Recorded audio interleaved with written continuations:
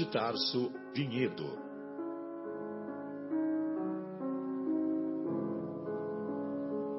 Se guardas contigo o estigma do sofrimento, indagando pela solução dos velhos problemas do ser e da dor, se percebes a nuvem que prenuncia a tormenta e o vórtice traiçoeiro das ondas em que navegas, vem conosco, estudemos a rota de nossa multimilenar romagem no tempo, para sentirmos o calor da flama de nosso próprio espírito, a palpitar, imorredouro na eternidade, e acendendo o lume da esperança, perseveremos juntos em exaltação de alegria que Deus, o Pai de infinita bondade, nos traçou a divina destinação para além das estrelas.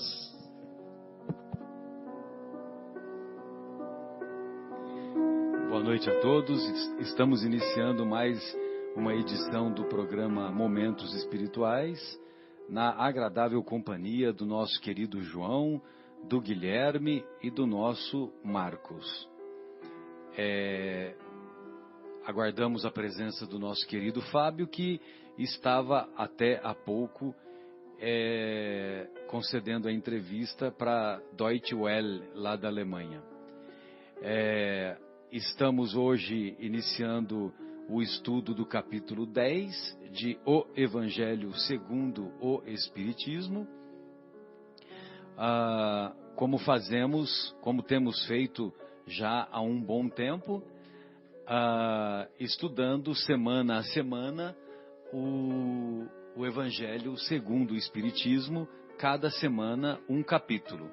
E é assim que fazemos também lá nos estudos e nas atividades do Centro Espírita Paulo de Tarso, tanto na unidade aqui do bairro Capela, na esquina de baixo aqui da Rádio Capela FM, aqui na Rua do Café.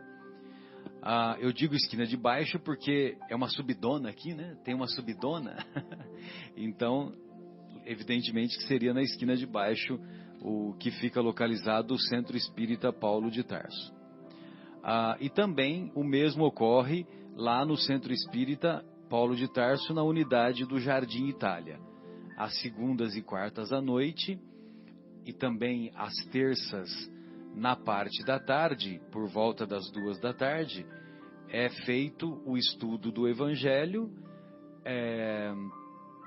e depois do estudo do Evangelho, as pessoas que participam da reunião, elas também são encaminhadas a uma sala onde ocorre a aplicação do passe espírita, aplicação da bioenergia.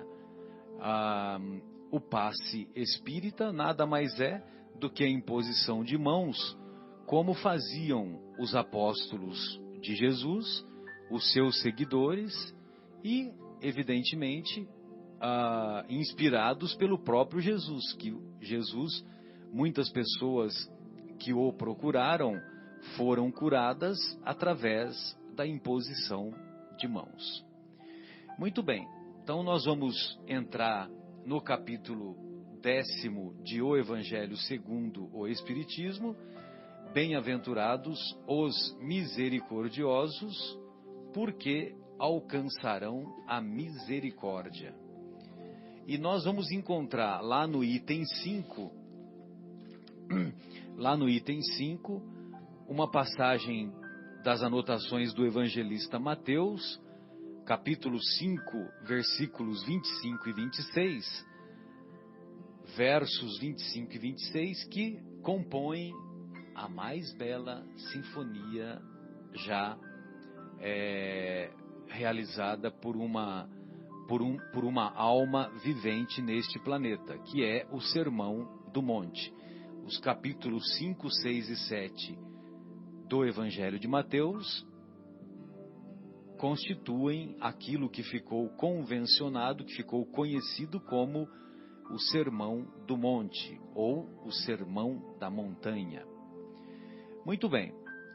E assim nos ensina, assim nos estimula a reflexão o Mestre Jesus. Reconciliai-vos o mais depressa possível com o vosso adversário, enquanto estáis com ele a caminho, para que ele não vos entregue ao juiz. O juiz não vos entregue ao ministro da justiça, e não sejais metido em prisão. Digo-vos em verdade, que daí não saireis, enquanto não houverdes pago o último ceitil. Ou seja, evidentemente que muitas pessoas consideram que quando nós abandonarmos o nosso corpinho, quando desencarnarmos, nós encontraremos 72 juízes inclementes. E esses 72 juízes... Sabe por que eu estou falando número 72? O número 72 era o número de juízes que participaram do julgamento de Sócrates. O julgamento de Sócrates lá na Grécia Antiga. E ele foi condenado por corromper os jovens, ele foi condenado a morrer ingerindo o veneno da cicuta. Todos sabemos o legado de Sócrates, quem é Sócrates e quem foi Sócrates. E eu desafio vocês a me informarem o nome apenas desses 72 juízes. A história não registrou. A história não... José de Assis Aragão. José de Assis Aragão era um árbitro de futebol aqui final dos anos 70, final dos anos 80. Não, muito longe disso. Então, a história não registrou, né? O nome...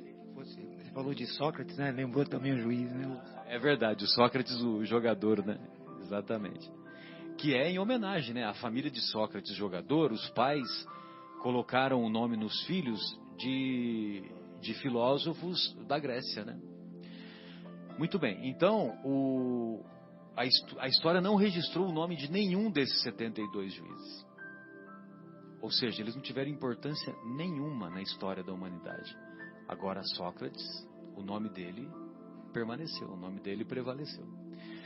Muito bem, aí, então tem pessoas que acham que ao desencarnar vão encontrar com 72 juízes inclementes, e esses 72 juízes vão ficar apontando as misérias, vão ficar apontando os erros de cada um, né?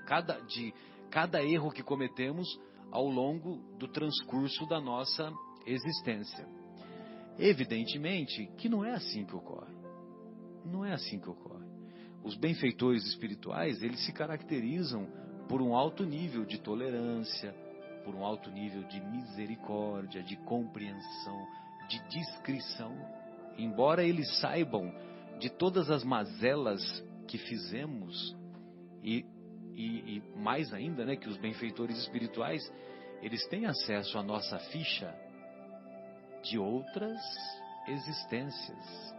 E, meu Deus, né, se nós temos as tendências negativas ainda nesta existência, imagine quando recuamos em eras mais precedentes. Tem a nossa capivara todinha, né? É a capivara, exatamente, né? A nossa capivara, a ficha corrida, né? Exatamente. Que existe essa gíria, né, de falar capivara. Muito bem. Aí então, na verdade, quando nós desencarnarmos, nós vamos nos encontrar face a face conosco mesmos, com a nossa realidade espiritual, vai ser a face com a verdade. E nós mesmos vamos fazer uma autoavaliação e nós mesmos vamos detectar aquilo que nós pisamos na bola e, arrependidos, sinceramente, nós vamos orar de joelhos e chorando para que tenhamos uma oportunidade de reparar o mal que, intencionalmente ou não, praticamos com outras pessoas. Então, é mais ou menos assim que se dá. Por isso que quando o Mestre nos convida a reconciliar-nos com o nosso adversário, ele está nos convidando para não fazer o problema crescer. Entendeu? Para não deixar o problema crescer. Olha, vamos resolver já essa parada aqui e não vamos deixar para outra existência. Olha, se eu errei, você me perdoa, não foi minha intenção. Eu reconheço que eu fui infeliz. Eu reconheço que eu pisei na bola. Então eu gostaria que você relevasse isso. Mas vamos colocar um ponto final aqui. E vou falar mais. Ao nos desculparmos com o nosso interlocutor, se o nosso interlocutor não aceitar as desculpas, o problema é dele. O problema passou a ser dele. Nós tentamos dar o primeiro passo e tentamos resolver. Agora, se ele não aceitou, se ele não se dispõe a fazer essa correção, aí o problema ficou com ele. E Jesus até ele dá uma demonstração, quer dizer, mais uma das provas das múltiplas vivências que nós temos, né? Ele diz, se acerte com o seu adversário enquanto caminha com ele, né? Porque haverá outras passagens. Ou seja, ele pede para quebrar o elo da maldade em si, né? Das desavenças, porque eles continuarão. E é bem isso mesmo, né? Se você perdoa a pessoa aqui, em vida, parece que cessa uma coisa, realmente, né?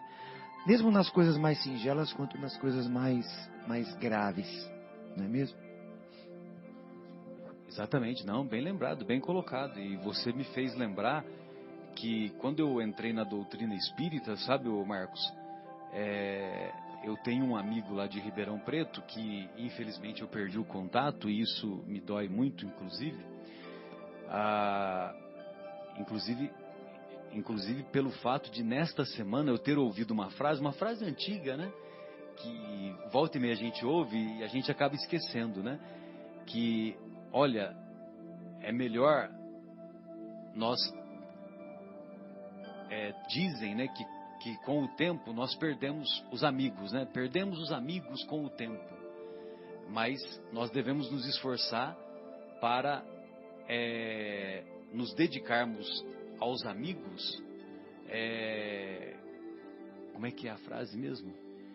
Perdemos tempos com os amigos para não perdermos amigos, para não perdermos amigos com o tempo, entendeu? Ou seja, devemos dedicar o nosso tempo. Agora lembrei, vamos dedicar o nosso tempo aos amigos para que não percamos amigos com o tempo, entendeu? E muitas vezes a gente não valoriza, né? A gente, ele é meu amigo mesmo, ele vai compreender, e a gente não vai regando, né, aquele relacionamento, a gente não vai, né, mantendo, e aí com o tempo se encarrega de tornar esse laço mais frágil, e às vezes aquilo que era uma amizade legal, acaba muitas vezes descambando até para uma inimizade, né? Pois não, João, desculpe. Marcelo, eu estava me lembrando que essa semana eu fiz aniversário, né? Então, assim, obrigado. João, é verdade, cara. Ficou mais mocinho. Fiquei mais experiente. Mas, assim, o que eu lembrei foi o seguinte: como é gostoso, né, você sentir a vibração dos amigos, né, desejando, né, feliz aniversário, dando um abraço, assim, é um negócio muito legal, agradável, muito legal, e estimulante, né? Estimulante. João? E quando a gente... Peço desculpas, viu, porque eu só vou desejar agora. Não é isso. Mas foi muito interessante, né? Eu tive refletindo sobre isso, né, esses dias aí, recebendo lá os votos, feliz aniversário, tal, um monte de gente escrevendo umas coisas legais, assim, né? Então é muito bom. A amizade é um negócio fundamental. Inclusive, o sentimento da amizade, né, o amor que se tem por um amigo, né, é a forma mais sublime, assim, né? Porque um amigo de verdade, ele não deseja nada, não quer atrapalhar, só quer ajudar, né? Se tiver seu amigo tiver qualquer dificuldade, enfim. Diferente, às vezes, alguns amores aí que são, né? São falados como de mãe, de pai, tá, mas tem aquele sentimento de posse. De amigo não, amigo quer que o outro sempre se dê bem, não quer prender, não quer, né? Então é muito interessante esse comentário. Eu me lembrei, estive refletindo sobre isso essa semana, e por isso que eu te interrompi aí, Marcelo. Não, mas beleza, e vale a pena refletir também, o João, e nós aprendemos isso com o André Luiz, naquele livro Sinal Verde, que é um livro sensacional, quando ele diz o seguinte, que se Jesus nos recomendou amar os inimigos, como nós vamos ver daqui a alguns capítulos, porque esse capítulo aqui é só do perdão, né? Mas daqui a alguns capítulos nós vamos ver que Jesus nos ensina a amar os inimigos, né? Exatamente. Então, o amar os inimigos, se Jesus nos ensinou ou nos recomendou que amássemos os inimigos, o que devemos fazer com os amigos? Né? Ele até coloca isso, né? Desse jeito, né? Coloca uma interrogação, né? Então, agora em relação ao perdão propriamente dito, assim, e lá em Ribeirão Preto, eu fui lá, quando eu estava lá com 20 e poucos anos, eu fui numa casa espírita dirigida... Foi há pouquíssimo tempo atrás, né? Faz 30 anos. Dirigida por uma senhora muito dedicada, muito trabalhadora, uma médium assim fantástica, é a Dona Maria, né? Eu só conheço ela como Dona Maria porque nunca fiquei sabendo o sobrenome.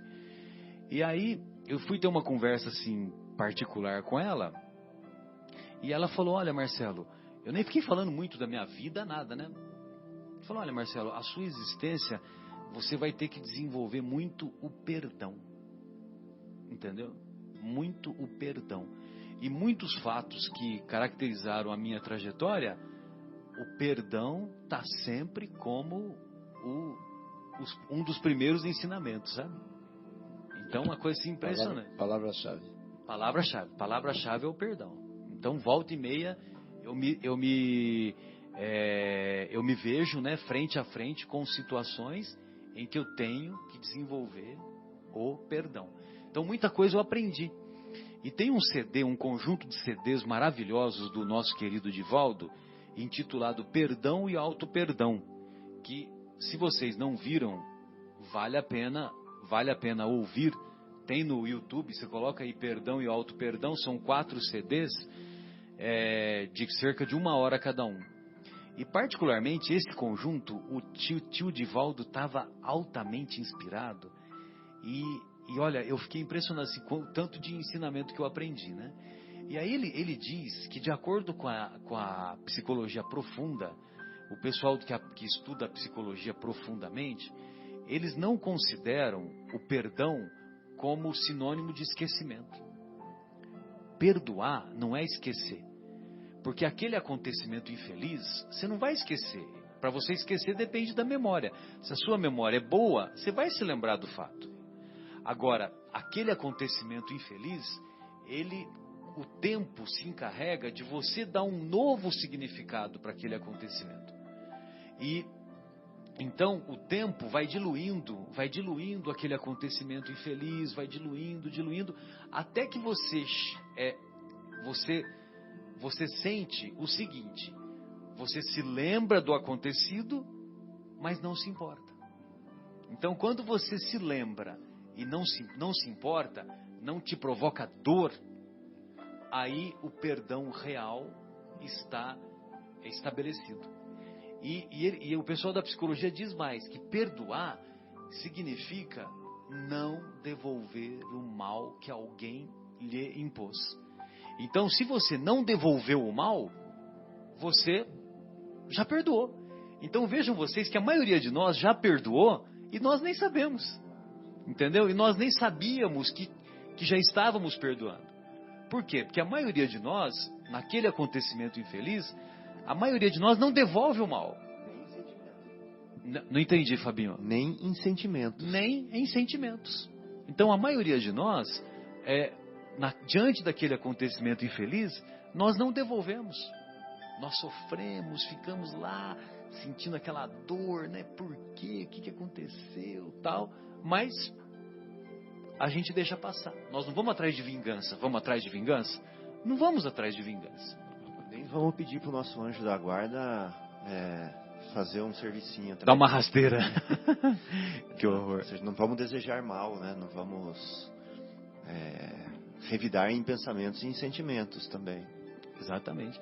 Então, perdoar é isso. É apenas não devolver o mal que alguém nos impôs. E aguardar o tempo para que o tempo se incumba de transformar aquele acontecimento infeliz num significado ou num outro significado, num significado superior, e para que haja um clima, para que seja criado um clima favorável à reconciliação. Sim. Por que Jesus fala para a gente oferecer o outro lado da face quando a gente sofre uma ofensa, né? Porque é realmente isso.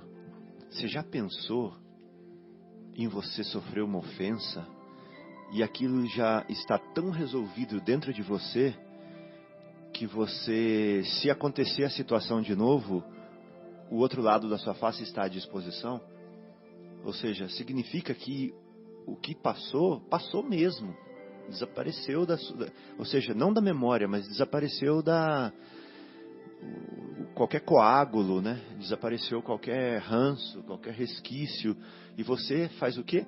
Dá uma nova chance. Isso é oferecer o outro lado, né? Do rosto. É uma nova chance. Claro que você vai usar o seu bom senso, né? E tudo, se for, por exemplo, uma pessoa reincidente no erro e tal, né? Não é disso que nós estamos falando, né? Não é de abrir mão do bom senso. Mas se aquela pessoa realmente demonstra ter mudado, se ela realmente quer uma nova chance e tal, aí é a hora, né? De você realmente dar uma nova chance e oferecer o outro lado do rosto. E olha só que interessante, né, Fábio?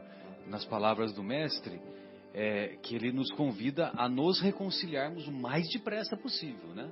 Evidentemente que em muitas ocasiões que nós, por exemplo, você foi ofendido, porque é melhor ser ofendido do que ofender, né? Pelo amor de Deus, né? Então você foi ofendido.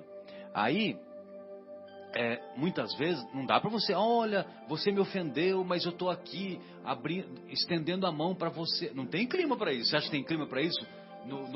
No momento seguinte ou no dia seguinte, não tem clima para isso. No nosso nível evolutivo ainda não, né? Ainda não, né, João? Espíritos mais iluminados. A gente precisa. Não estamos com essa bola toda ainda.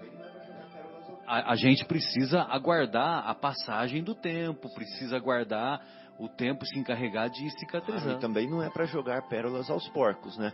Ou seja, você não vai sair dando uma segunda chance ou se abrindo novamente, completamente, para uma pessoa que não está pronta para isso ainda, que vai fazer exatamente a mesma coisa com você novamente e tal.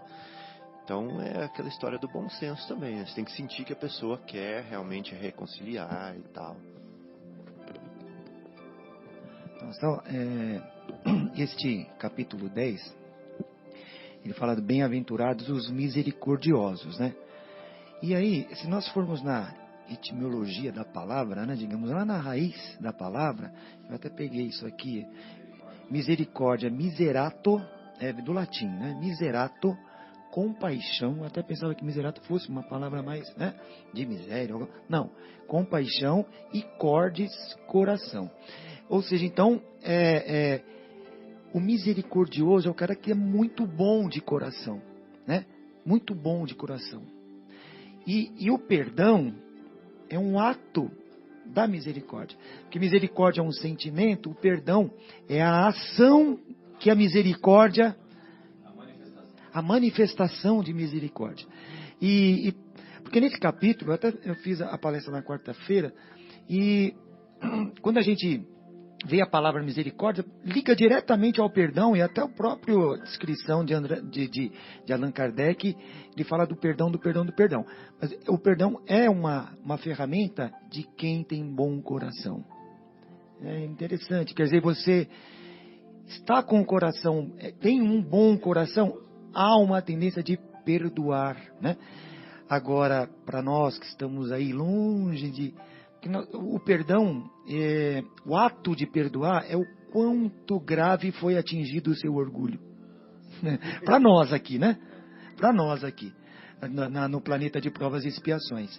Eu até citei um exemplo lá, você está num ônibus lotado, a pessoa pesa no seu pé, pede desculpa. Não foi nada, né? Acabou. Ali foi perdão, não, imagina, está perdoado, tal, e seguir em frente. Ao mesmo tempo, sabe, essa pessoa que pisou no seu pé, além de pisar no seu pé, te xinga. Aí agravou, né? O que você está fazendo no corredor? Você está tonto? Pô, você me pisou no meu pé e ainda está me xingando, ou seja, agravou, entrou no seu orgulho. Aí fica-se mais difícil perdoar para quem não tiver um coração muito bom, né? E é bem isso, quanto mais grave atingir o nosso orgulho, mais difícil é perdoar de acordo com a nossa grau de evolução. Eu vi por esse lado. Vou dar um exemplo prático. Essa semana eu estava no supermercado, né? Queria passar com o meu carrinho no corredor, mas uma senhorinha colocou o carrinho dela de atravessado no corredor do supermercado. E eu parei. Você ficou com sistema nervoso. Você tem sistema nervoso? Todo mundo tem sistema nervoso, né? Aí ele ficou abalado. Exato. Aí eu parei com o meu carrinho assim, né? Mas nessa hora eu ainda estava de boa, né?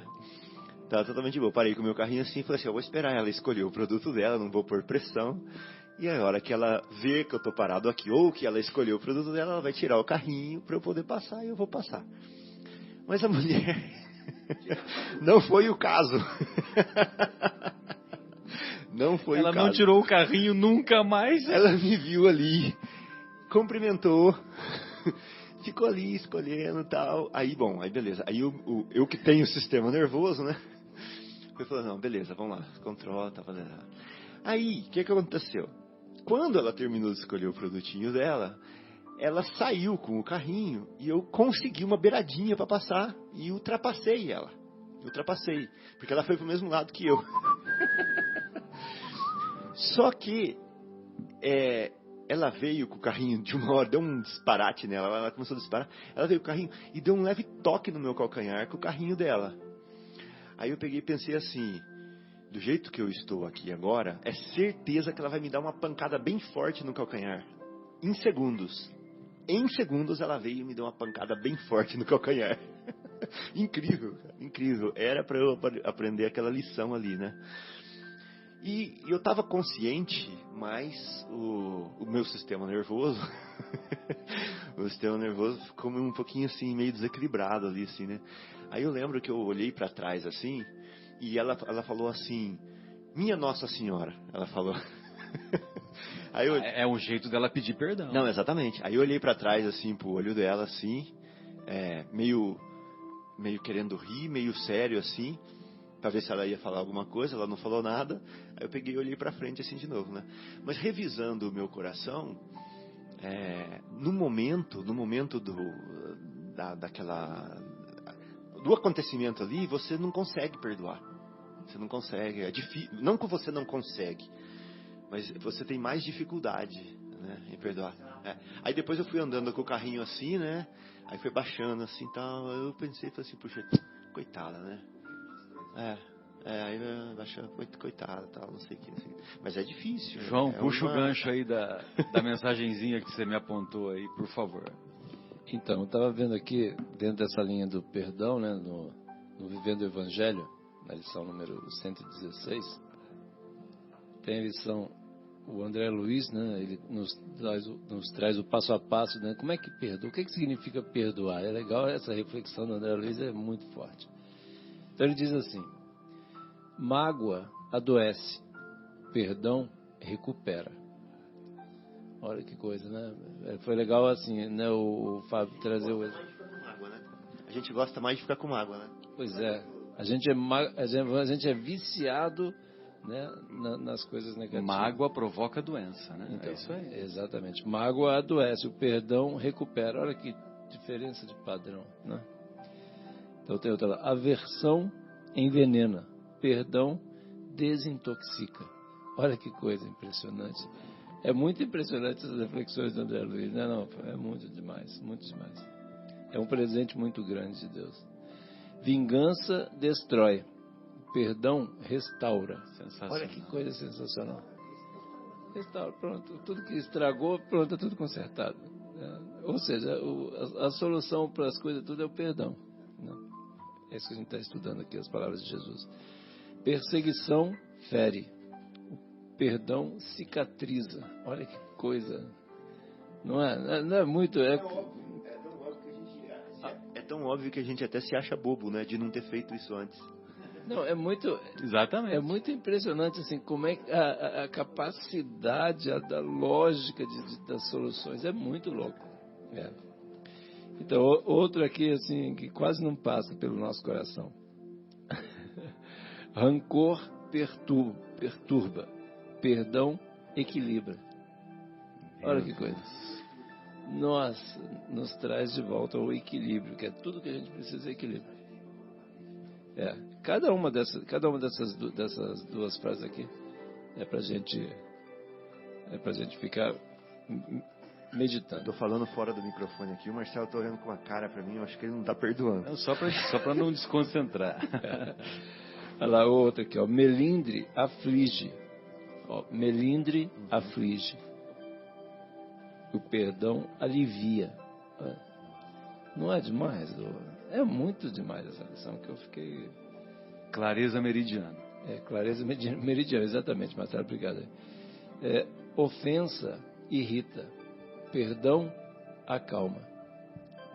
Quando a Érica brigar comigo, eu vou consultar esse tema aí. Como é que é? Qual o número que é? 116. Tá bom. Acho que isso aqui é bom fazer uma tatuagem assim no braço. Minha esposa querida.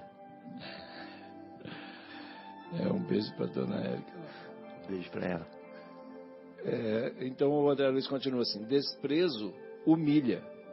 Essa aqui é muito impressionante.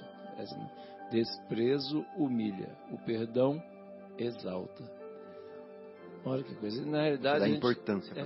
Dá importância, porque todos eles são filhos de Deus, né?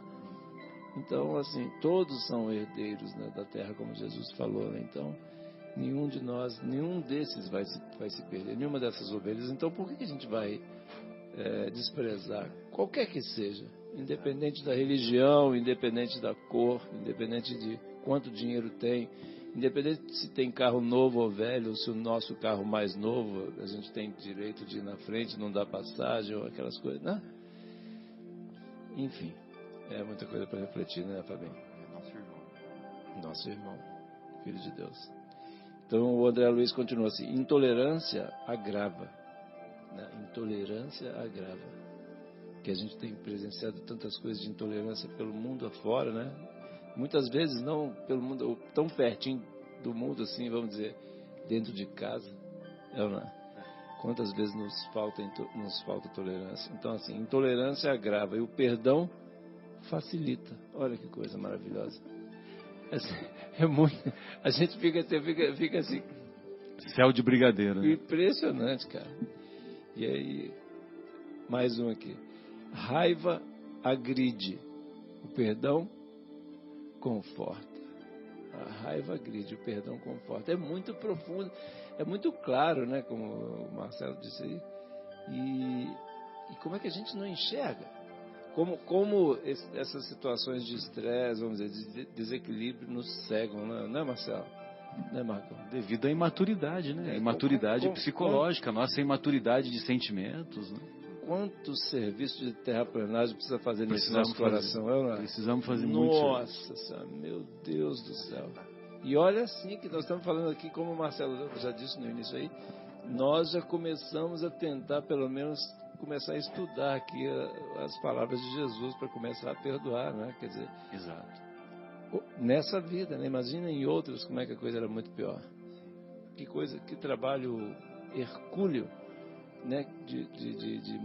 Vamos dizer, de progresso da humanidade. Certamente nós desprezávamos esses ensinamentos. Né? Exatamente. E aí o nosso querido André Luiz, ele fecha assim, né? Com chaves de ouro, ele diz assim: é perdão a melhor escolha, pois revela esforço de elevação íntima, além de ser poderoso antídoto contra a intoxicação do mal.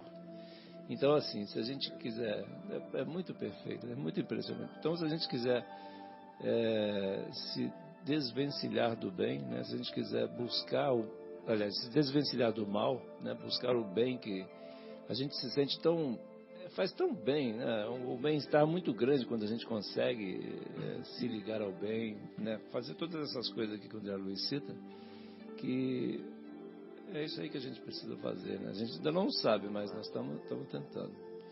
Muito lindo, né? Sensacional, muito boas reflexões aí, viu, João? Vamos fazer a nossa primeira pausa musical através do grupo Voices, a música intitulada Tem Misericórdia de Mim.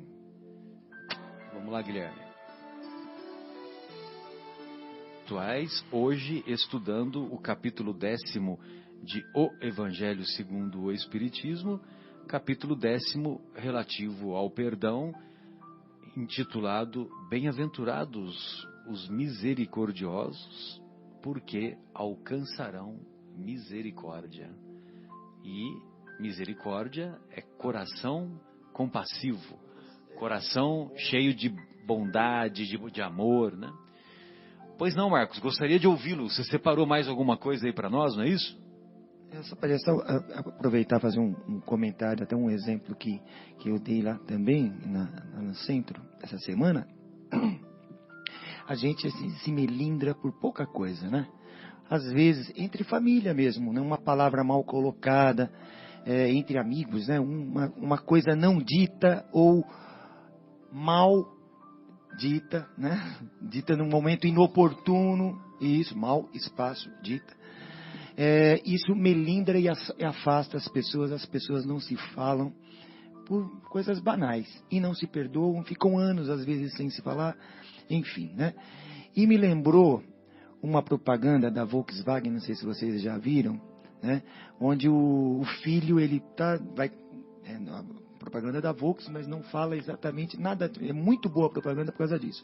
Ele entra no carro, aí entra o pai dele, fala assim: pai, nós vamos para a festa e nós vamos encontrar lá o tio Flávio, acho que é Flávio, se eu não me engano.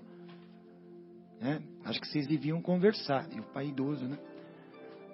Isso ele liga o viva voz, ligar para o tio Flávio. Aí o pai fala assim: tio Flávio é muito teimoso, ele não vai me ouvir. E eu sinto tanta falta dele, sabe? E o cara ouvindo no viva voz.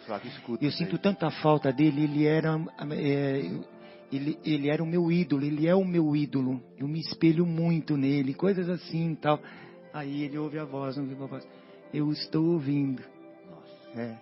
Muito bonita, a propaganda é sensacional, tem até no YouTube. Aí chega na festa, os dois se abraçando.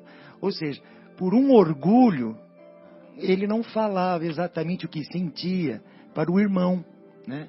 E era apenas falar isso que estava desfeito o melindre. Linda, a propaganda sensacional. Mal entendido, né? Era um mal entendido, mas que ficou anos a ser resolvido por uma coisa muito simples, né? Que era deixar o orgulho de lado e falar o que estava essa chaga, quanto que estrago o orgulho faz. Era isso. Desculpa, Marcelo. E aí, Fabinho, o que você separou aí para nós? Fica à vontade, queridão. Eu estava pensando, né, ainda no que foi falado no primeiro bloco, sobre o juiz austero, sobre os 72 juízes. Se eu não me engano, no Sinédrio eram 72 também. E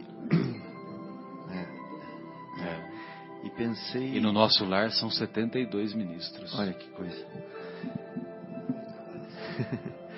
Então eu pensei no seguinte, lembrei de um pai, como um amigo que eu tenho, que mora no Rio de Janeiro, ele contando para mim como que ele educou o filho dele, né? E o filho dele está na universidade agora, acho que no 3º período. E ele falando que limpou o bumbum do nenê, que ele deu banho, que ele fez evangelho no lar, que ele passeava de mão dada, que ele, fez a lancheirinha dele para levar para a escola, deu muito conselho, ensinou, explicou tudo para o filho dele, que agora o filho dele na faculdade está à prova, né? Não à prova da faculdade, mas à prova da vida. Está à prova na vida, né? Ou seja, tudo aquilo que foi construído dentro dele, em casa, desde criança, agora está à prova, porque ele está para testar tudo essa base, né?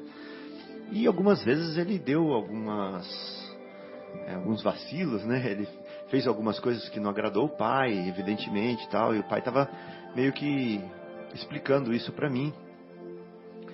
E eu pensei no que está escrito no Livro dos Espíritos, que está falando assim, o Allan Kardec pergunta assim para os Espíritos, aonde que Deus escreve a sua lei, né?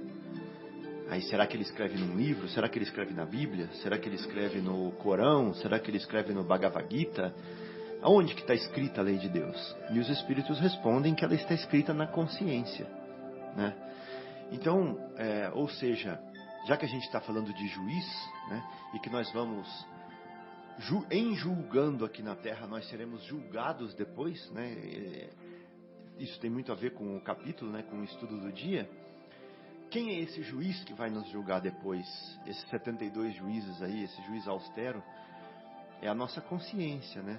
Então, do mesmo jeito que esse meu amigo escreveu no filho dele, na consciência do filho dele, essa educação, esse ensinamento para o filho dele estar à prova depois, os nossos tutores espirituais também escrevem na nossa consciência, né? Os nossos amigos do plano espiritual, os nossos maiores, os nossos seres queridos, nos preparam também para a reencarnação, né? Jesus nos prepara também para a vida aqui. E nós, de uma certa forma, já entramos nessa universidade da vida aqui, né? Que é a Terra, Mundo Escola, né? Eu sempre lembro dessa música. Já entramos nessa universidade da vida aqui com a consciência ciente já do que é certo, do que é errado, do que é bom, do que é ruim, de como agir, porque a gente vem muito bem preparado. Vocês lembram lá no A Caminhos da Luz, quando Jesus tem uma reunião com os espíritos que vêm de outro orbe para estagiar aqui no nosso planeta, que Jesus coloca na consciência deles a missão deles aqui, o papel deles aqui, e que ele mesmo viria para consolá-los e para instruí-los, né? Então é a mesma coisa. Nós temos tão bem gravado na nossa consciência o que a gente deve fazer, o que a gente não deve fazer, o que é certo, o que é errado, que é esse o juiz que vai nos julgar depois, né?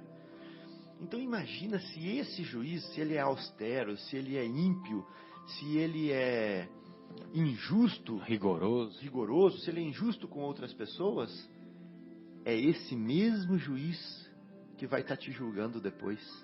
Por isso que da mesma forma que você julgar, você vai ser julgado. Olha que lindo isso. Então é muito perfeito. Então como que Jesus vai explicar tudo isso pra gente? Como que ele ia explicar isso há 2000 anos, onde não tinha material para escrever rapidamente? Não tinha Freud, não tinha Jung, não tinha nada disso. Espiritismo. Então, é muito difícil de entender a profundidade das palavras do Mestre. Mas ele só estava falando para a gente o seguinte: meu filho querido, meu irmão mais novo, eu estou gravando na sua consciência a minha lei, a lei de Deus, né? Você vai ser seu próprio juiz. Então não julgue as outras pessoas, não julgue negativamente as outras pessoas, porque o mesmo juiz que estará julgando os outros estará julgando a si próprio. Então tome muito cuidado com isso, seja misericordioso, porque é esse mesmo juiz que vai te julgar, né? E Marcelo, complementando o que você falou, né, que a gente estando do lado de lá, a gente vai rever os nossos atos, né? A gente vai sentir uma dor de ter feito errado, de ter infligido a lei que estava escrito na nossa consciência, e vai ter uma vontade enorme de reparar tudo isso, né?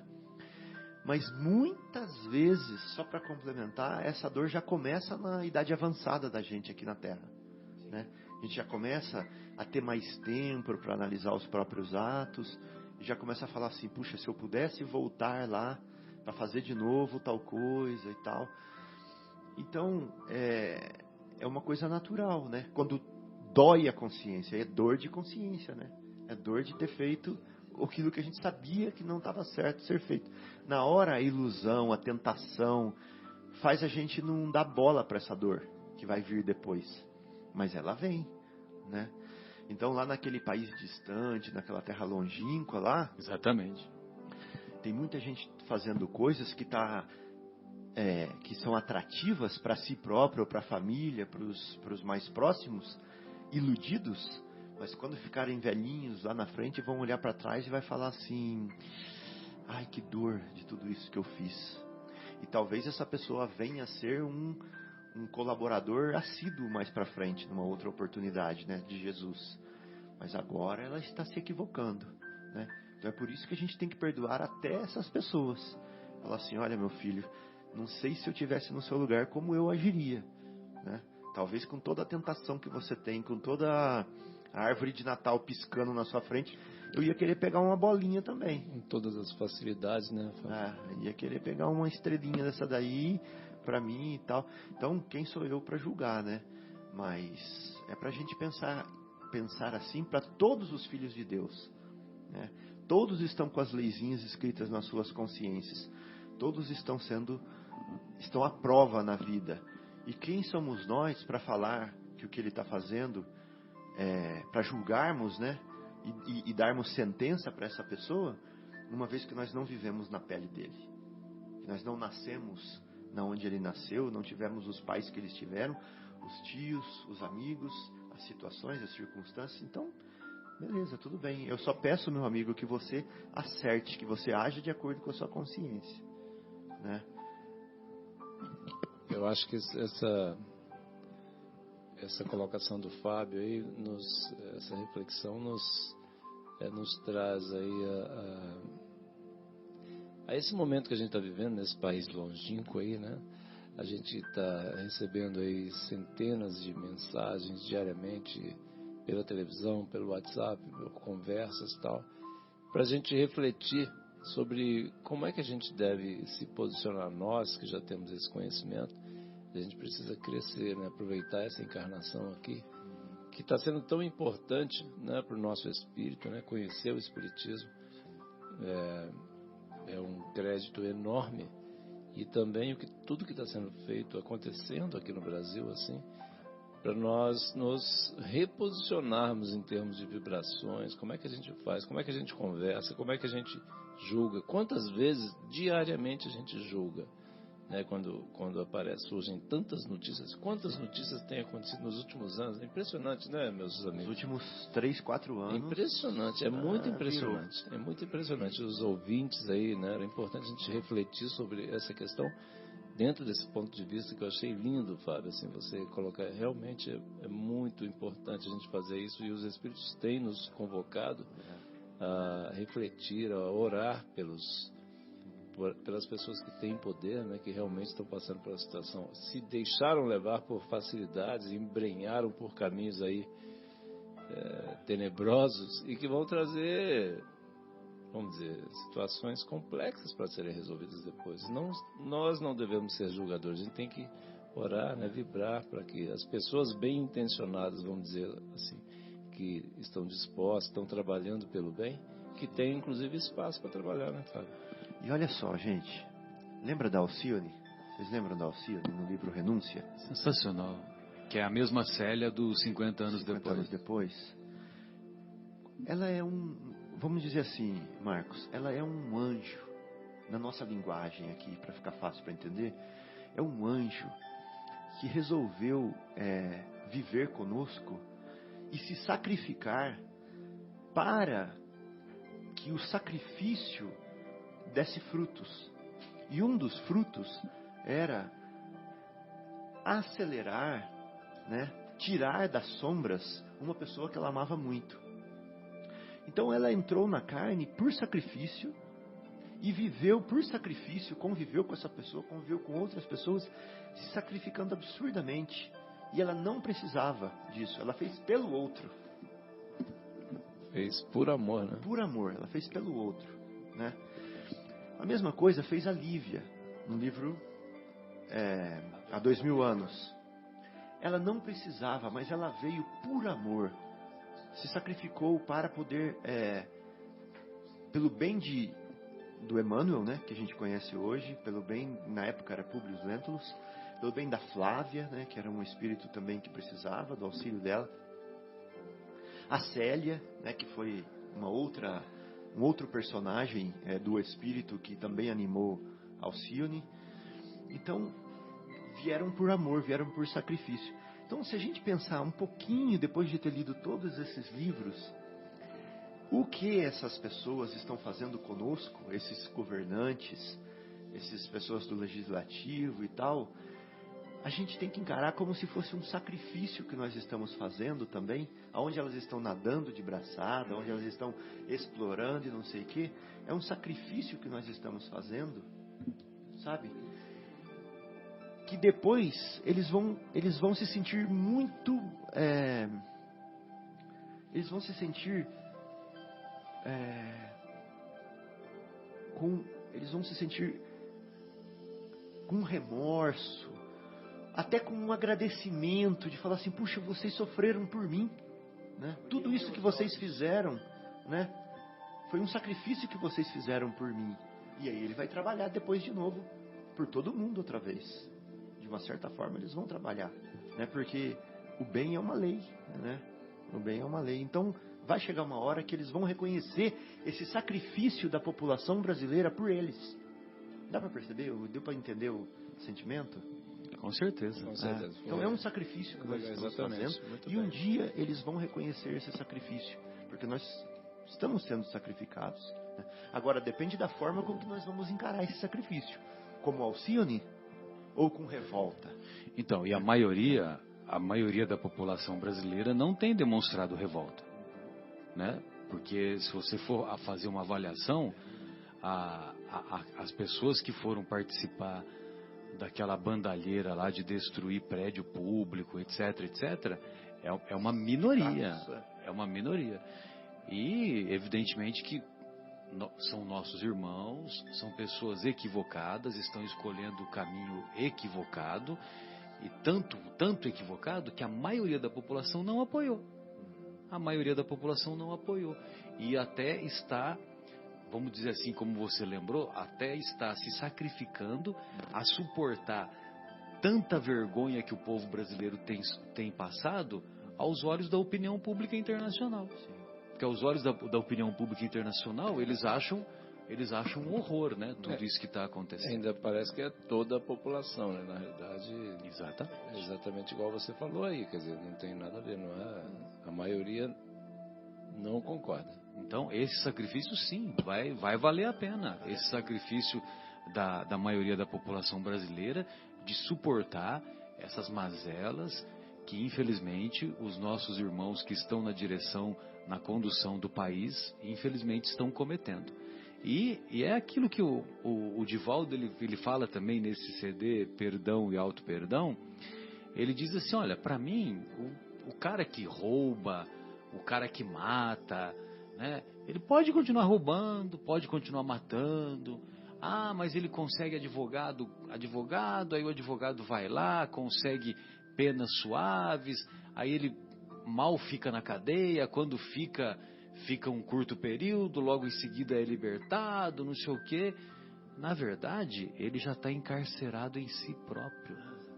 Ele já está encarcerado em si próprio, que é essa passagem aqui, ô Fábio, essa passagem que Jesus nos ensina quando ele diz que que você tem que se reconciliar com o adversário enquanto estáis com ele a caminho, para que não vos entregue ao juiz. O juiz é a nossa própria consciência.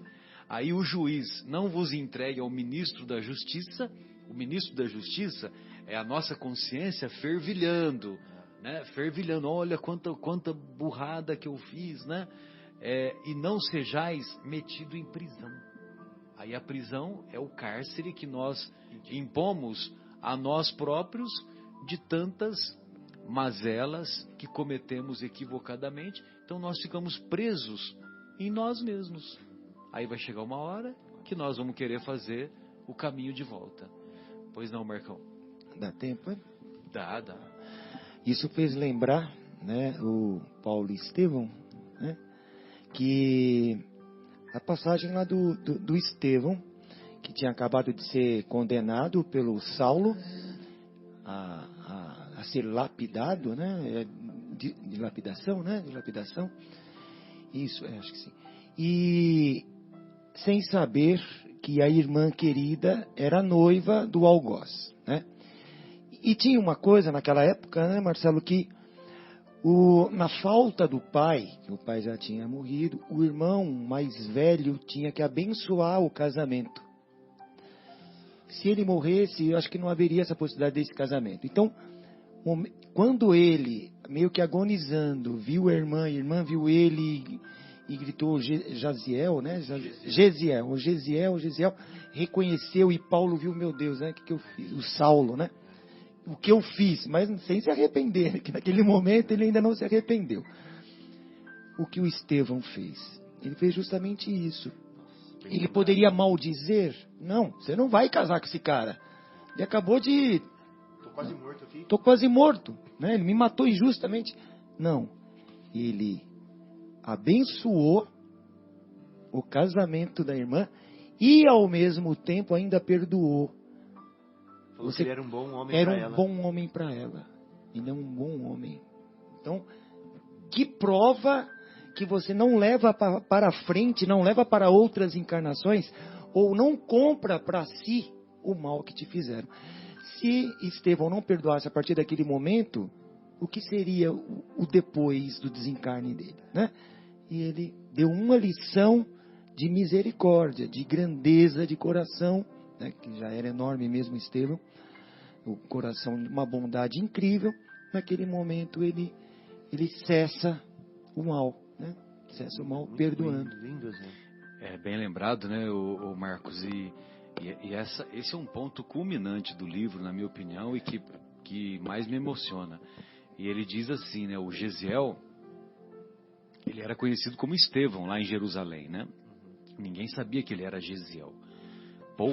Poucos apenas na intimidade lá dos apóstolos, lá na casa do caminho, é que sabiam. Mas as pessoas o conheciam como Estevão.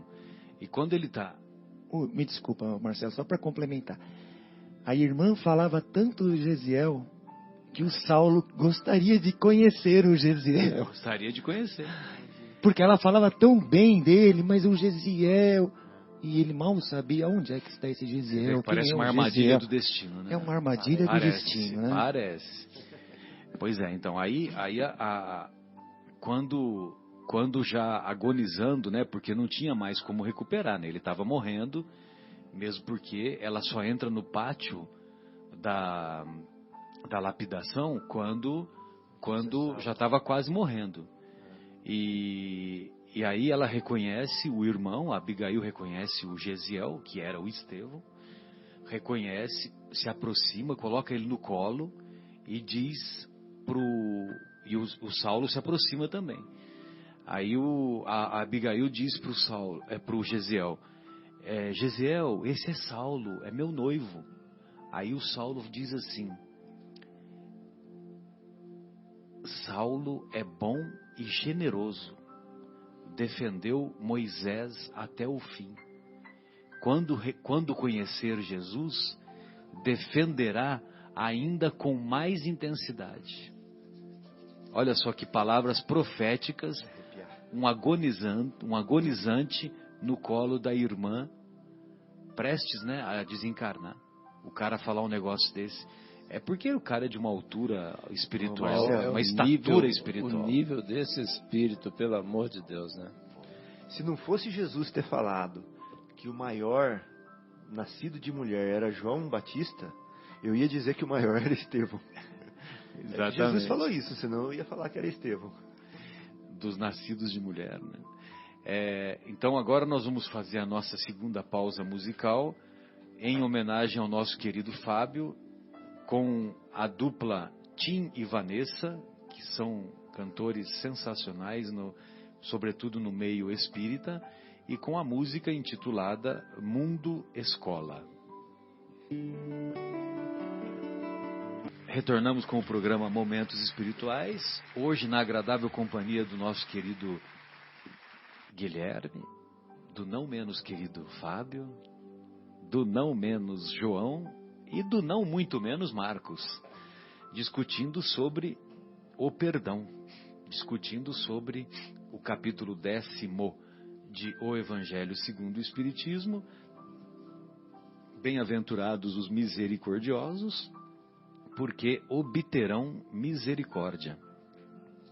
Então, conforme o Fábio fez a reflexão há poucos instantes, sejamos tolerantes conosco mesmos, porque nós é que seremos os juízes de nós próprios. Então, se nós formos tolerantes, nós também teremos essa tolerância quando abandonarmos o nosso corpício. E evidentemente que essa tolerância tem que se estender aos nossos irmãos de caminhada, porque nós, agindo com essa tolerância, com essa misericórdia, com essa compaixão, com esse amor num patamar superior, fica mais fácil a convivência e fica menos pesada essa história de ficar julgando e condenando os outros, condenando e só maldizendo e causando melindres, né? Mas Marcos, eu gostaria de que você abordasse mais alguns temas aí, que eu estou vendo que você separou mais alguma coisinha, não é isso mesmo? Eu separei sim, quando Jesus fala assim, reconciliar com os adversários, né? Enquanto está caminhando com ele, então ele fala das múltiplas vivências e de outra coisa também que nós falamos, ensinamos bastante, ensinamos e aprendemos, né, no Espiritismo, que é a lei de causa e efeito, né? Quando com essas múltiplas vivências, você não perdoando, deixando arestas a serem aparadas, elas serão aparadas em outras passagens, em outras vivências, né? As diferenças, elas não se acabam com a morte corporal, né? Elas continuam. E às vezes as pessoas pensam só no agora, só nessa vida, né? Matam, né? Pensando assim, vou matar a pessoa, vai acabar meus problemas. Nossa, que seria uma coisa muito mais grave ainda, né? Que está potencializando as desavenças, potencializando as animosidades espirituais, e essas coisas vão ser acertadas com o passar do tempo, né? Então era isso que eu gostaria. E eu ia até colocar também, né, nós citamos aí o Paulo e Estevão, né, nessa questão do perdão, né? E também nós falamos no programa passado de Jesus, né? Aquele que foi humilhado, surrado, carregou o próprio instrumento do seu desencarne, né? A cruz, enfim, passou por muitas coisas ruins durante aquelas horas, a madrugada inteira apanhando, um julgamento que já foi injusto, tudo mais, e ferido, pregado numa cruz. Ou seja, os romanos não tinham nada de compaixão, nada de misericórdia, precisava fazer tudo aquilo com o condenado, né? Era o que eles faziam naquela época, né? Além de bater, chicotear, colocou uma coroa de espinhos, né? Aquilo fere muito, entra na cabeça, dores que eles estavam passando. E momentos antes de morrer, ele perdoa, né? Pai, perdoar eles não sabem o que fazem. Então Jesus também dá uma demonstração, né, de perdão, evidente sempre na vida dele inteira, mas nesse momento ele nos dá uma lição, né? E a gente não perdoa. Com tudo isso Jesus perdoou, e com 0%, 0,1% do que acontece com a gente, às vezes a gente teima em perdoar, né? Então foi uma bela de uma lição também que ele nos dá. Olha, pessoal, tem uma aqui que não vai ter jeito, viu, Guilherme? A gente tem que comentar, viu, cara? Crítica e Julgamento, 119 da obra Vivendo o Evangelho, o primeiro volume da obra Vivendo o Evangelho, a mensagem 119. ela é intitulada Crítica e Julgamento. Então, vai de encontro àquilo que nós falávamos há pouco, né? Principalmente sobre a situação atual. Então, aí o André Luiz escreve assim: ladrões, sequestradores, homicidas, falsários, corruptos, estupradores, incendiários, pistoleiros, difamadores, terroristas, malfeitores de toda espécie. Não há dúvida quanto ao julgamento desses infratores em débito com a lei. A assertiva de Jesus de que não deves julgar para não seres julgado diz respeito àquelas imperfeições que ainda frequentam a bagagem evolutiva de todos, mas que fazes questão de desculpar em ti mesmo e apontar com severidade na conduta dos outros. Então nós desculpamos, quando se refere a nós, não, foi um equívoco, né? Nós não falamos nem que erramos, né? Nós falamos que nos equivocamos, deslize, um tropeção. Agora, quando são os outros que erram, aí nós somos severos. Claro que esses defeitos merecem igualmente análise e correção. De tua parte, os defeitos dos ladrões, sequestradores, homicidas, né? Corruptos, estupradores, etc. De tua parte, esforça-te por superá-los, buscando o roteiro do Evangelho. Ou seja, da nossa parte, vamos corrigir os nossos defeitos, os nossos defeitos. Contudo, se tiveres de opinar sobre o comportamento alheio, usa o discernimento e a indulgência, recordando que a crítica e o julgamento têm muita semelhança com a pedra, que tanto pode ser atirada para ferir, como também serve de alicerce para a construção nobre. Sensacional, a mesma pedra. Muito bonito. O comentário que eu ia fazer é justamente nesse sentido aí, Marcelo. Nessa linha de raciocínio. Que às vezes a gente, quando julga, a gente é negativo, a gente é destruidor, né? A gente é difamador, a gente é... Os outros, né? Quando a gente julga os outros, lógico, né? E eu acho que não tem nada que a gente deva fazer que venha a destruir alguma coisa, que venha a negativar alguma coisa. A gente tem que fazer para construir, né? Para melhorar. Então a gente tinha que buscar a reparação do sentimento, a reparação do problema, e não a destruição de quem errou, não denegrir, não difamar e não degenerar quem errou, mas sim fazer esse que errou, se realmente ele errou, ver de uma outra forma, com outro ângulo, para não errar mais, mudar de opinião, a refletir, gosto, né? Mudar de opinião, mudar de gosto, né? Tem até uma frase que eu coloquei aqui assim, ó: o ser humano é a obra-prima de Deus nesse planeta. Vamos pensar nisso. Ele é mais obra-prima do que as cataratas do Iguaçu. Se a gente pensa que as cataratas do Iguaçu são uma obra-prima de Deus, o ser humano é mais, né, que as cataratas do Iguaçu. Pensar numa outra coisa aqui. Vamos pensar no Grand Canyon, né? Vamos pensar lá na floresta amazônica, no Pantanal. O ser humano é mais que isso. É uma obra-prima de bilhões de anos que foram se desenvolvendo, chegou na onde está hoje. É um ser amado e querido por Deus. Então o ser humano é a obra-prima de Deus nesse planeta. Não há como amar a Deus prejudicando a sua obra. Então não tem como você amar a Deus se você está prejudicando o Filho de Deus, que é a obra-prima dele. Não tem como, né? Ou o próprio planeta. Que claro, é inferior ao ser humano, como você muito bem colocado. Viu? Ótimo, isso é uma boa reflexão, realmente. Então, o nosso papel é ajudar o ser humano pecador a desgostar-se do pecado e não a nos desgostarmos deles, dos pecadores. Mas o que a gente faz? A gente se desgosta dos que erram, né? Mas não é esse o nosso papel. A gente não está aqui para isso. Eles são obra-prima de Deus também. O nosso papel é fazê-los desgostar-se do erro deles. Olha que lindo isso também, né? É lindo. Isso vai até de encontro àquela leitura.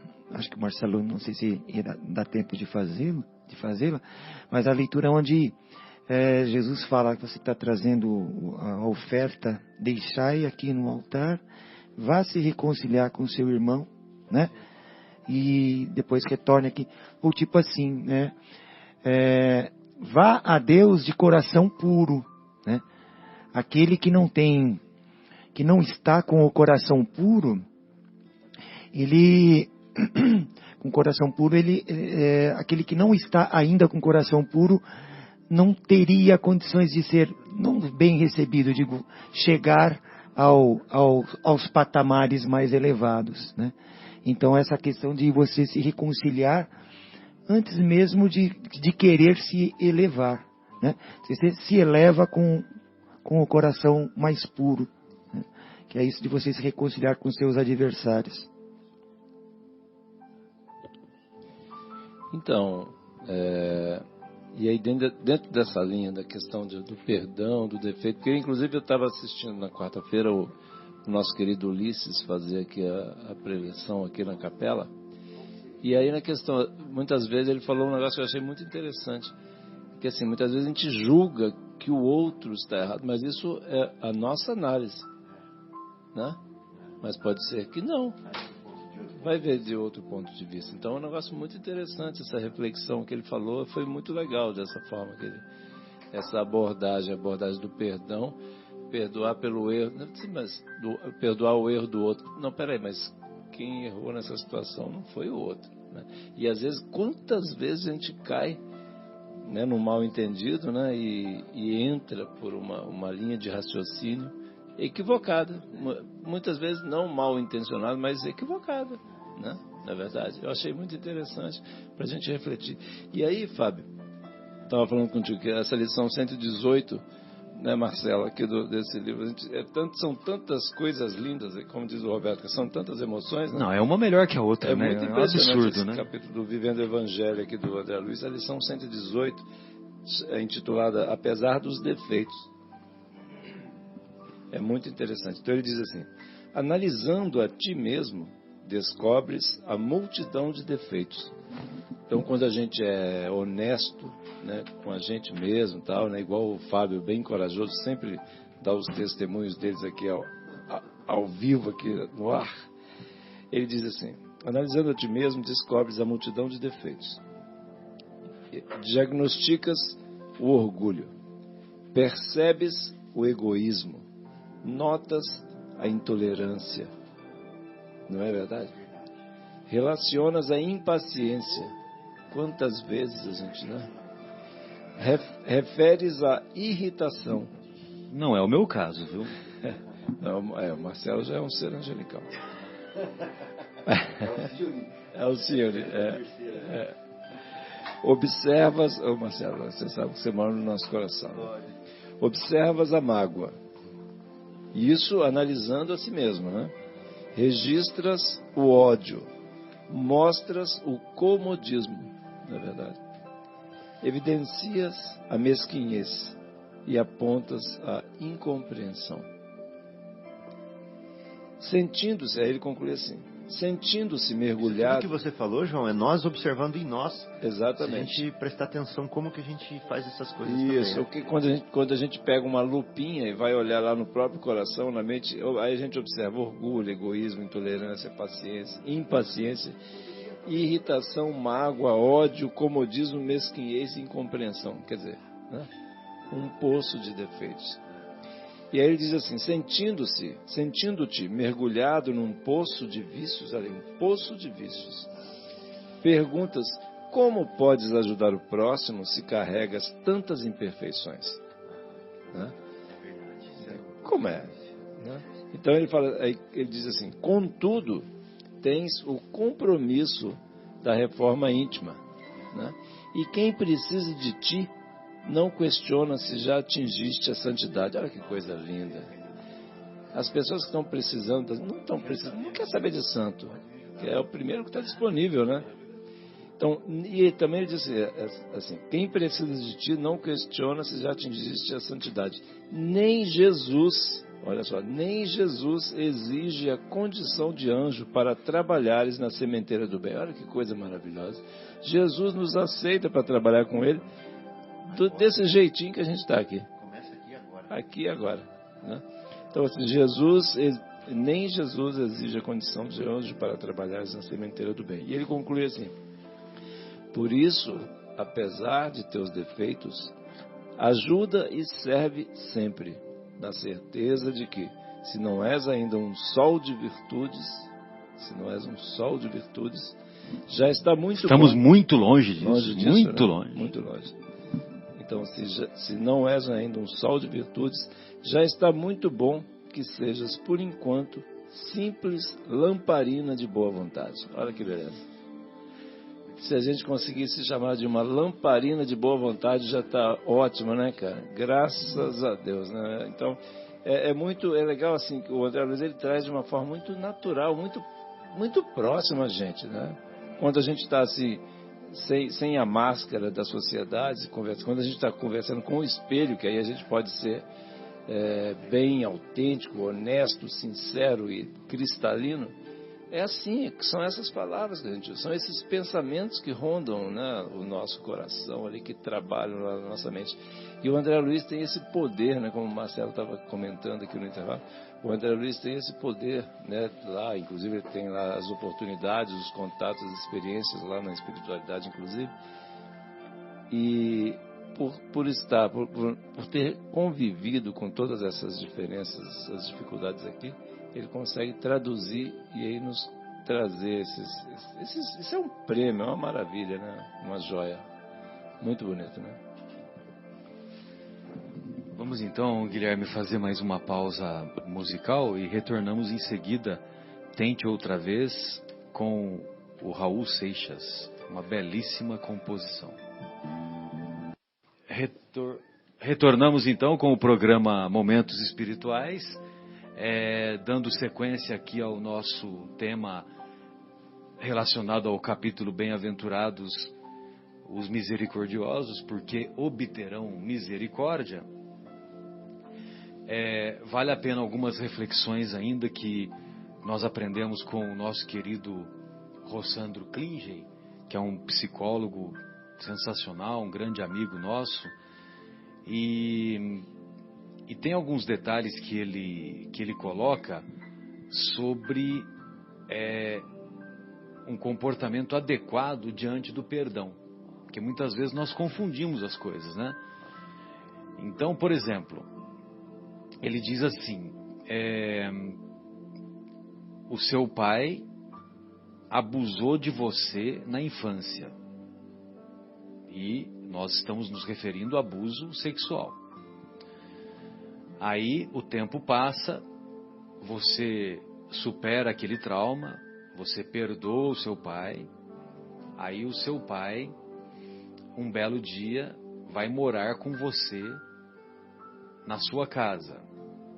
E você tem uma viagem para fazer, e você tem uma filha ou um filho com menos de 10 anos, aproximadamente, e você vai fazer essa viagem, vai ficar 10 dias, 15 dias afastado das atividades da casa, e você precisa deixar o filho ou a filha. E aí, deixa com o pai que abusou de você? Deixa com o pai que abusou de você? Então, ele diz que não deve deixar. Que é questão de bom senso. Né? Ou seja, se o seu pai ainda não... Você pode ter superado, você pode ter perdoado o seu pai, mas você não tem segurança que ele superou esse problema relacionado ao abuso sexual. Então, perdoar também é isso. Então, perdoar também tudo bem, você perdoa, você não vai devolver o mal que alguém, que o seu pai lhe impôs, você não vai devolver para ele. Mas Você não vai dar chance para ele aumentar a dívida dele, né? Para ele reincidir com alguém da sua família, né? Que vai ser, no caso, seria o filho desse casal, né? Complicando ainda mais a situação para ele. Complicando ainda mais a situação. Então, por exemplo, um funcionário, você surpreendeu esse funcionário tendo uma atitude desonesta na sua empresa. Aí você perdoa o funcionário, você dá uma nova oportunidade para ele, mas tem uma necessidade de que alguém fique incumbido de cuidar do caixa da sua empresa. Alguém de confiança. Alguém de confiança. Você vai dar a chance para esse funcionário?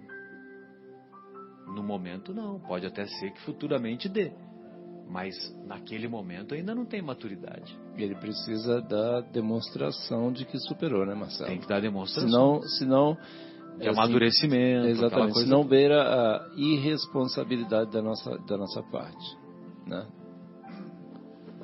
Mas tudo com muita compaixão também, com bom senso, com amor no coração, dúvida. Sem humilhar, sem diminuir, sem, né, ultrajar nesse caso, mas assim, sem dúvida.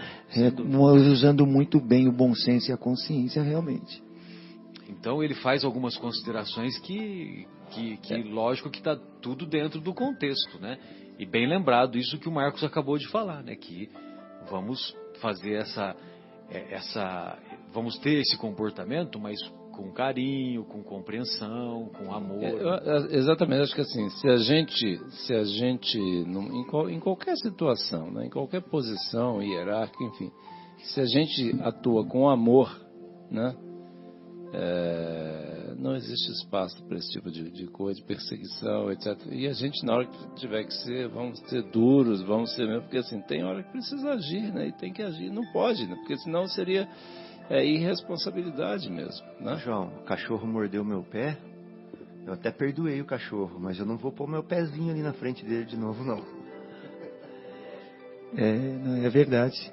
E nós temos responsabilidade com os nossos filhos, né? Nós temos que repreendê-los em algum momento, né? Façamos isso com amor também, né? Mas que repreendemos, porque assim também se aprende, né? Mas tem que ser com responsabilidade, com amor, usando o amor sempre, né? Na frente também. Essa repreensão vai servir para edificar, né? E a dificuldade de perdoar, ela está muito relacionada com a mágoa que deixamos crescer dentro de nós. Essa mágoa, também o nosso André Luiz separou aqui um tema para ela, né? Na mensagem 121, intitulada Proteção, ele diz assim: a lama respinga, você se limpa, certo? A lama respingou, você vai lá e se limpa. A doença agride, você se trata. A chuva molha, você se enxuga. Ou seja, você toma uma iniciativa, você faz coisas para superar. O inseto incomoda, você se protege, espanta. A epidemia ameaça, você se vacina. O frio ataca, você se agasalha. Ou seja, diante das mais variadas situações da vida, você vai lá e procura resolver. Você toma uma atitude. Reage, né? Você reage. O cheiro perturba, você se defende. A escuridão aflige. Você sabe que a minha cachorrinha, a Mila, ela tá velhinha, né? E aí, meu Deus do céu, ela faz cada pum fedido, cara, que é uma coisa assim de louco, né? E aí fica aquela tragédia, né? Então você pega lá uma almofada, fica abanando e tal, né? Você se defende. Você se defende. Você lembrou, né? A escuridão aflige, você se acautela. A ventania fustiga, você se previne. A poeira prejudica, você se resguarda. Em todas essas situações, você neutraliza o mal rapidamente. Faça o mesmo com a mágoa que nasce da agressão gratuita. Esqueça logo as ofensas do caminho, na certeza de que o perdão não é só virtude, é também tratamento. Nossa, que Sensacional, coisa né? impressionante. É uma sujeira que você precisa se livrar dela. Reagir. Exatamente. E você vê que ele fala com rapidez, né? Aí o que Jesus fala? Reconciliai-vos o mais depressa possível com o vosso adversário. Talvez o adversário maior seja a mágoa, né? A mágoa, né? Nem tanto é a outra pessoa que nos ofendeu, mas a mágoa que fica.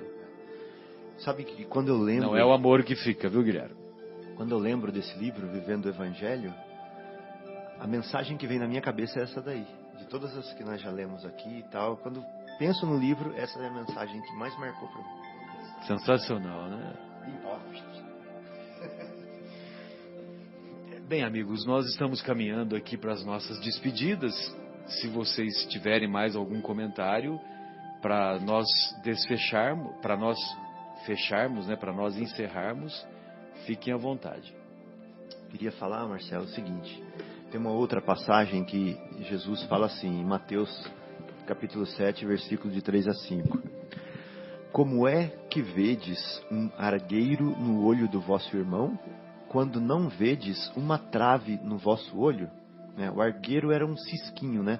Como você vê um cisco no olho do vosso irmão e não vê um tronco? Lá em Minas fala tronco, né? Não fala trave. Quando vedes um tronco no vosso olho. Lá em Minas é tronco de braúna. Aí ele fala assim, ó, hipócritas, tirai primeiro a trave do vosso olho, e depois, então, vede como podereis tirar o argueiro do olho do vosso irmão. Aí eu fiz Você vê que muda completamente, né? O argueiro do olho do vosso irmão, né? Exatamente, o cisquinho que está no olho do vosso irmão. A gente se preocupa primeiro com o cisquinho no olho do outro, mas não estamos vendo que tem um galho, né, no nosso olho. Mas aí tem dois problemas quando a gente se comporta dessa maneira. Primeiro, nós achamos que somos melhores do que os outros, né? Que a gente está vendo no outro, uma coisa que a gente não está vendo na gente. Como sempre, né? É orgulho isso, né? Onde eu me acho melhor do que o outro. E a gente se incomoda com esse negócio no outro. Ou seja, não é do jeito que eu gosto, tem que ser do jeito que eu quero. Isso é egoísmo também. Então aí tem os dois, só aí tem o Zap e o 7 de copas.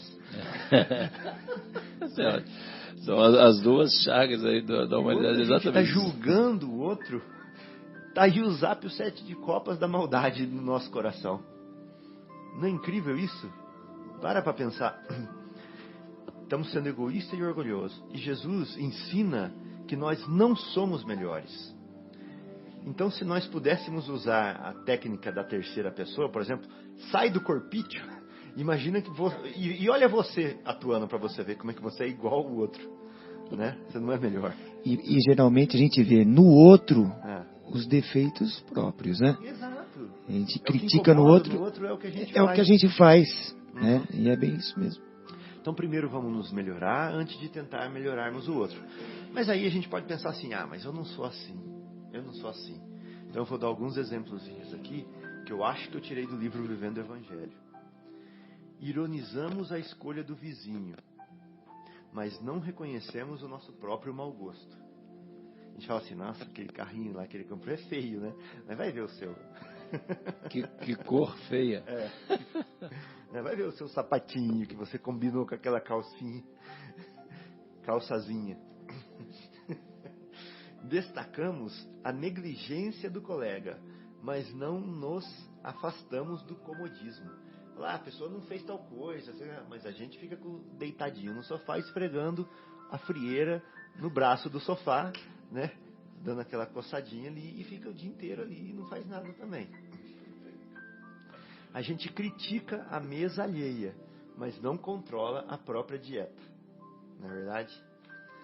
Aos olhos de Deus, uma única autoridade legítima existe, a que se apoia no exemplo que dá.